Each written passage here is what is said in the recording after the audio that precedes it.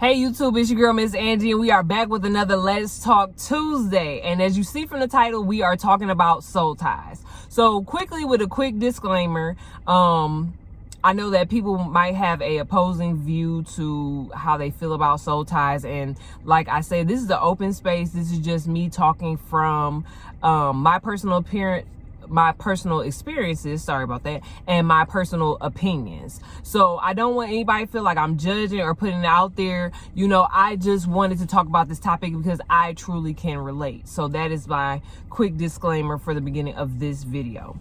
So when I was, and I also have just a few notes also to kind of keep me on track. But when I'm not gonna lie, like soul ties, the subject of soul ties was not really brought to me until I got older. And I wish I kind of knew about soul ties when I was younger, like in my teens, because I feel like I I can't necessarily say that, but I feel like I would kind of like navigate relationships a little bit differently, because then I would have kind of known like, okay, these connections will kind of stick with you, last with you. So, and which I will get deeper into that. But yeah, I didn't really learn about soul ties until I got older. So I'm like, okay, this is very valuable information to learn as you get older, because it helps you kind of navigate who you're dealing with and relationship wise, for sure.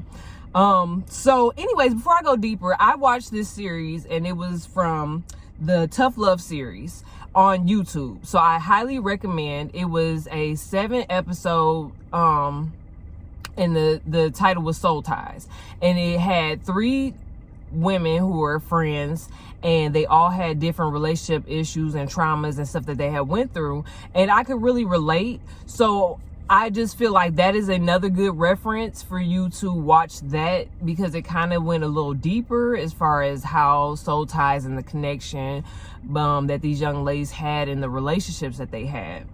So I definitely recommend that. And also Pastor Michael Ty, who is a pastor that I listen to, one of the pastors I listen to online, he also had on his relationship goals reloaded, he had also a series on soul ties, and it was up under a different title, but he talked about the soul ties that people have between each other, and it went deeper than relationship wise. Like, he kind of had a whole platform of how these soul ties can happen. So I also use that as another reference as far as like from the biblical side of it. So if you guys want to tune into that also, that is kind of like where I'm getting my references from, and kind of just me, you know, researching on the topic. So I always want to make sure that people know, you know, kind of where I'm getting my information from, because I'm learning. And so I always like to implement that also in my videos, so that you know that this is not just me talking, but this is me kind of doing the work to learn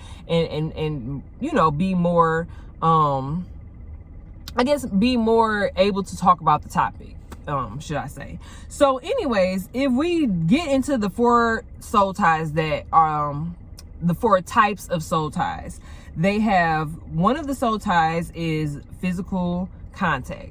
That is a soul tie, which we all know on the more sexual level, sexual intimacy level with man and woman, or whoever you're dating at that current state of time. Then we also have the emotional, which involves the intense feelings of attachment. And then we also have the mental, which is the intellectual connections, which is mentally being connected with somebody on that level.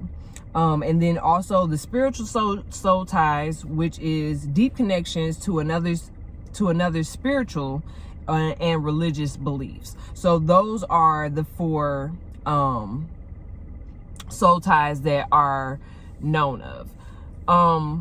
And before I get a little bit into that, Pastor Mike had an example that he used, which was a perfect example. And he took these 2 pieces of paper, and he was saying that the sexual encounters are like the glue, and he put glue on one side of the paper. So let's just say one side of the paper was the woman. And so let's say the woman comes from never being healed from her past. The woman comes with no confidence, and the woman comes with high expectations and baggage. So I'm using that as the one side of the paper, which he kind of goes deeper into how, you know, his illustration, but I'm just doing kind of like a quick example. And then for the man, The man is the other side of the paper as he's gluing both sides. He hasn't glued it together, but he's putting glue on both sides of the paper. And so the man he's broken. He has baggage. He has his own personal traumas, and dysfunctional thoughts and negative vibes. So as he's explaining that side, and like I said, I'm kind of just doing a quick little, example so that you guys can, follow with me. So he puts glue on both sides of this paper. He puts it together, and that the glue is that sexual tie that these two, the man and the woman, have. And when he tries to rip the paper apart, so ripping the paper would kind of like illustrate the example of the breakup of the relationship. When you pull the paper apart, it still will never be the same. The one piece of paper that you have here and the other piece of paper that you have on the other side is now combined together. And when you rip it apart, you still have pieces of that person on this side and pieces of this person on that side. And he's saying that when we tie ourselves with people, there's always going to be a little bit of that person on you. So that for me resonated for me in a lot of different ways. Because I'm like, wow, like when you have different encounters with people, you don't look at it like that. You don't look at it like that. You look at it like, oh, this may be my boyfriend. And for some people, that may have just been an encounter for you. There's so many different scenarios. But you don't look at what people have and traumas that they have unless you're in, like I said, unless you're in a full-time relationship. I guess you can kind of see where, certain people may rub off on you within the year of you guys dating or living with each other. That's totally possible. But with the whole example, like, wow, the encounter can cause just so much because of the union that encounter is supposed to be. Like, the encounter is supposed to be represented for, of course, if you're married and you and that one person are, put together in that union, just you and that person. And he was saying that when we start to do the Netflix and chill, and you may be feeling in that moment that you just want to chill with this person and be on this level with this person, but you don't want anything serious, then we constantly are glued together, ripping each other apart, glued together, ripping each other apart. And I'm like, wow, that's deep. So like I said, that series was a relational series that he had on SoulTies, which also we're talking about ties not only on the relationship end, but that example stuck with me. So that leads me to, of course, my personal experience with SoulTies, right? Because I feel like and it's okay if somebody feels like they haven't had a experience with being soul tied to somebody, then hey, because I feel like soul ties cannot necessarily be bad. I mean, not necessarily bad, but also good as well, which I will get into that. But anyway, so if I talk about my own personal experience, and I don't want to make this video long, but when I was 16, which I've talked about in previous videos, which I always like to refer back to that because I know, just in case we have new people on the channel or watching this video. For me, I lost my virginity at 16. And I lost it to someone that I really liked. I was really into. He was my boyfriend at the time.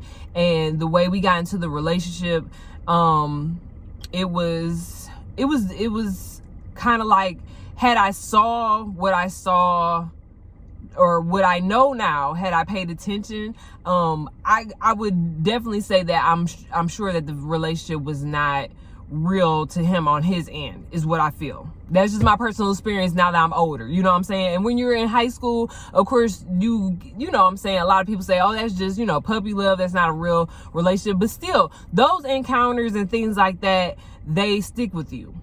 So anyways, lost my virginity to this person, and I was definitely thinking in my head of long term, hopefully we're going to be together after high school. And, I just felt like the connection for me in my head at the time was a strong connection for us to kind of make through and, you know, be together during college and everything else.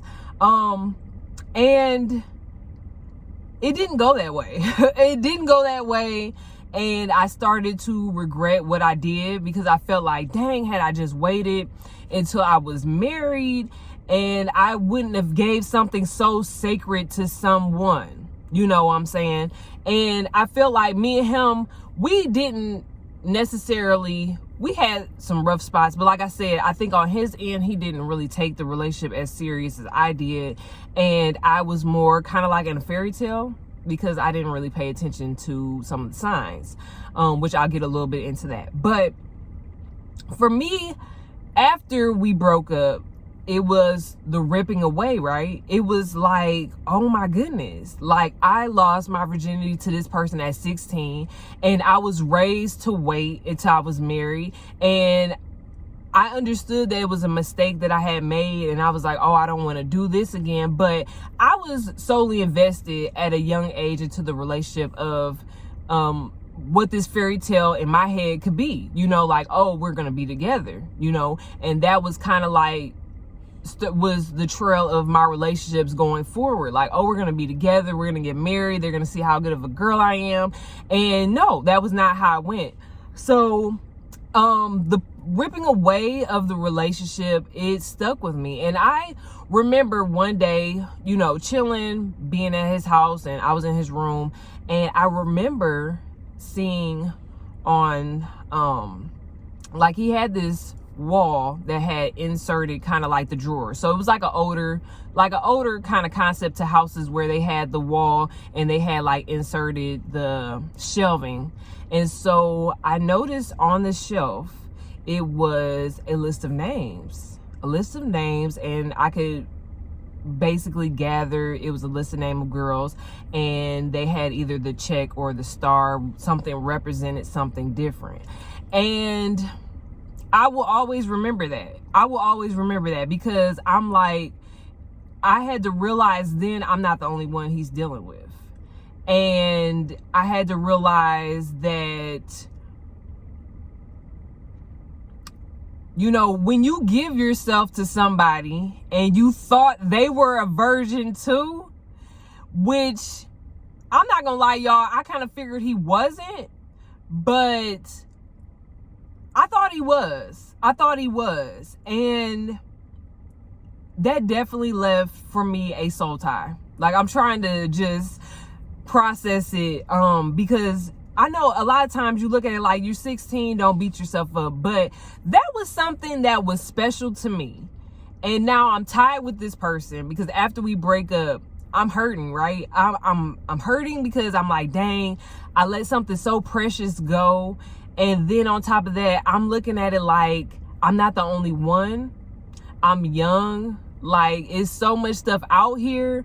And yes, I was being safe and I stayed protected, but it was like, wow, you know, it's like, I'm not the only one. I thought I shared this experience with him, and now it's a chance that I probably didn't share this experience with him. And even leading up to how it happened, it's like, now thinking back, like, oh, that was a part of the plan. Like, that was a part of the plan to get me to interact. But I thought it was more so a special moment between both of us.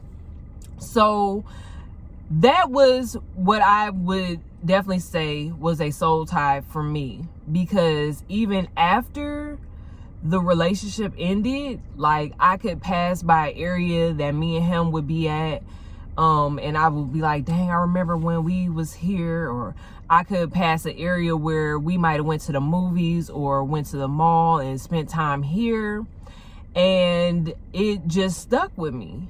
I might see, you know, maybe, I'm trying to use a good example, or maybe listening to a song. That's another good example. Listening to a song, and I'm like, dang, this is a song that he used to play when we was in the car all the time. Like, it really was hard on me, because it was like, I let something so precious go. Like, I let something that was intended for me to wait until I was married, and now I know that there's a list of all these girls, you know, that he might have had the same encounter with. And so it stuck with me. It stuck with me, and it was hard to kind of heal from that. It was hard to heal from that. And there was other things that happened, and I'm not gonna make this video long, but yeah, that was definitely a soul tie for me. So I just wanted to use my own personal experience to use that as an example. But then I want to say also, soul ties are not necessarily bad, because if you're married to somebody and you want to share, like if we go back to the 4 examples of soul ties, and you have the physical contact, you want to have that in a marriage. You want to also have the emotional contact with that person when you're married, and you also want to make sure that you have the mental and spiritual. So soul ties are not necessarily bad. But the key point that I want to end with this statement is that you have to make sure who you're tying yourself with, regardless if it's friendships, regardless if it's relationships, business workers, you know, business business deals that you're handling. You have to make sure that these people align and match with you, because people always say it's about the company that you keep. And if you're dealing with people that are not right and not on the same task or place that you are in, then you're going to start rubbing off, or they're going to start rubbing off on you. And now you're carrying traits. And now when somebody sees that person and they see you, they be like, oh, well, I'm not going to do business with that person because I see how they get down. Or I'm not going to deal in a relationship with that person because I see how they are in that relationship, or I've heard stuff of the past. So my thing is that when it comes to soul ties, you have to learn about who you're tying yourself with. And when I always say, you have to definitely in relationships, you have to pay attention to those red flags. If you start to notice that something is not right, then therefore you want to cut the friendship, you want to cut the relationship, you want to cut whatever you see that is forming, because that tie can have a grip on you. And a lot of times when you release yourself from something, it's a chance that they can rope you right on in back. Like right on back. And I know that was a lot all in one sentence, but I feel like we have to be mindful. We have to be mindful of who we're dealing with. We have to be mindful of who we're giving our bodies to, because not everybody is for us, and not everybody is worth being in our own personal temples, our own personal body. Not everybody is fortunate, and you have to say that in that tone, because your body is your temple. Your body is your special place. Not everyone needs to have access to you. Man, woman, both sides. It does not matter. So anyways, I hope you guys took some good information from this video. Please like, comment, and subscribe to your girl's channel. And once again, I just thank you guys for your support, and I'll catch you guys on the next video. Thanks for watching. Bye.